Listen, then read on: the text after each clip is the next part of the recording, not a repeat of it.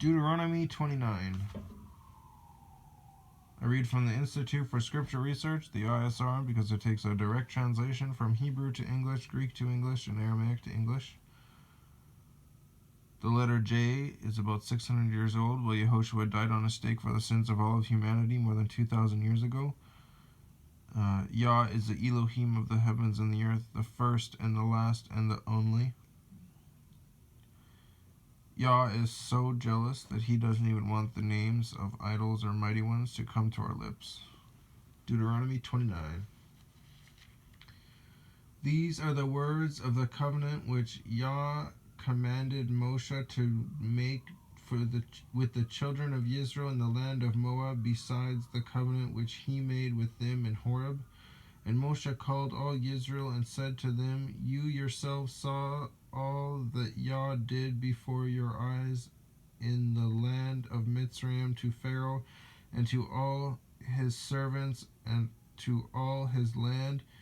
Your eyes saw the great trials, the signs, and those great wonders, but Yah has not given you a heart to know and eyes to see and ears to hear till this day. And I have led you 40 years in the wilderness. Your garments have not worn out on you, and your sandals are not worn out on your feet. You ate no bread and drank no wine nor strong drink, so that you might know that I am Yah, your Elohim. And when you came to this place, Sihon, sovereign of Heshbon, and Og, sovereign of Bashan, came out against us to battle, and we struck them, and took their land, and gave it as an inheritance to the Reubenites, and to the Gadites, and to half of the tribe of Manasseh. Therefore you shall guard the words of this covenant, and do them, so that you do prosper in all that you do. All of you are standing today before Yah, your Elohim, your elders, your tribes, your elders, and your officers, all the men of Israel, you little ones, your wives, and your sojourner, who is in the midst of your camp, from the one who cuts your wood to the one who draws your water, so that you should enter this covenant with Yah your Elohim into his oath, which Yah your Elohim makes with you today, in order to establish you today as a people for himself. And he himself is your Elohim, and he has spoken to you, and as he has sworn to your fathers, to Abraham, to Yitzhak, and to Jacob, and not with you alone I am making this covenant and this oath, but with him who stands here with us today before Yah our Elohim, as well as with him who is not here with us today. As well as with him who is not here with us today, Israel. So it's not just the people of Israel, it's also the people that believe in him that aren't there, like in other nations and stuff.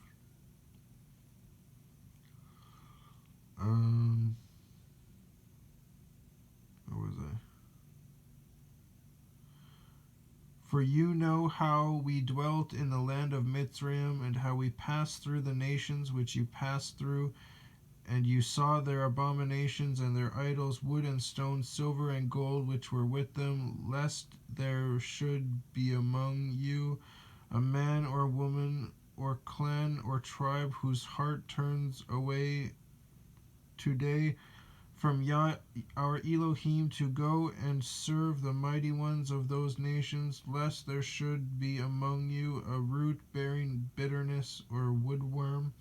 And it shall be, when he hears the words of this curse, that he should bless himself in his heart, saying, I have peace, though I walk in the stubbornness of my heart, in order to add drunkenness to thirst. Yah would not forgive him, but rather the displeasure of Yah and his jealousy shall burn against that man, and every curse that is written in this book shall settle on him. And Yah shall blot out his name from under the heavens, and Yah shall separate him for evil out of all the tribes of Israel, according to all the curses of the covenant that are written in this book of the Torah, and that in the generation to come of your children who rise up after you, and for the foreigner who comes from a far land, shall say when you see the plagues of the when they see the plagues of that land, that the sicknesses which Yah has sent into it, all its land is sulfur, salt, and burning. It is not sown, nor does it bear, nor does any grass grow there. Oh, that's why. I haven't seen any grass there in Israel in a while. Like the overthrow of Sodom and Gomorrah, Admah and Seboim. Admah is AD with a line underneath of it, MAH, and Seboim, TSEB with a line underneath of it, OYIM, which Yah overthrew in his displeasure and his wrath, and all nations shall say, why has Yah done this to this land? Why does the heat of this great displeasure mean? What does the heat of this great displeasure mean?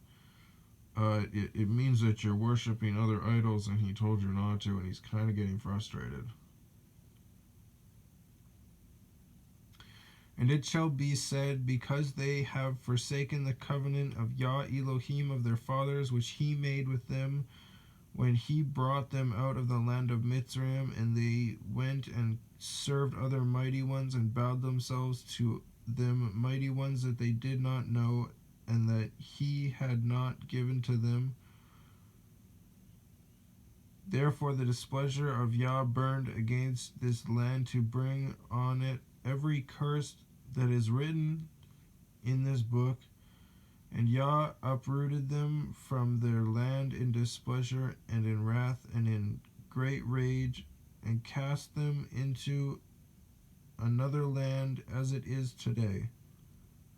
And Yah uprooted them from their land in displeasure and in wrath and in great rage, and cast them into another land as it is today. The secret matters belong to Yah our Elohim, but what is revealed belongs to us and to our children forever, to do all the words of this Torah.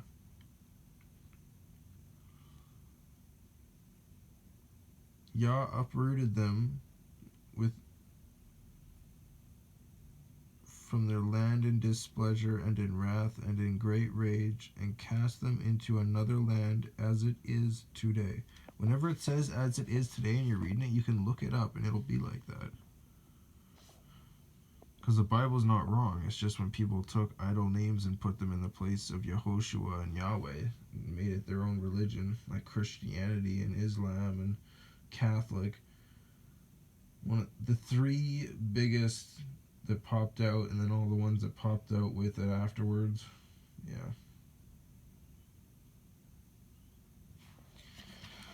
Anyways.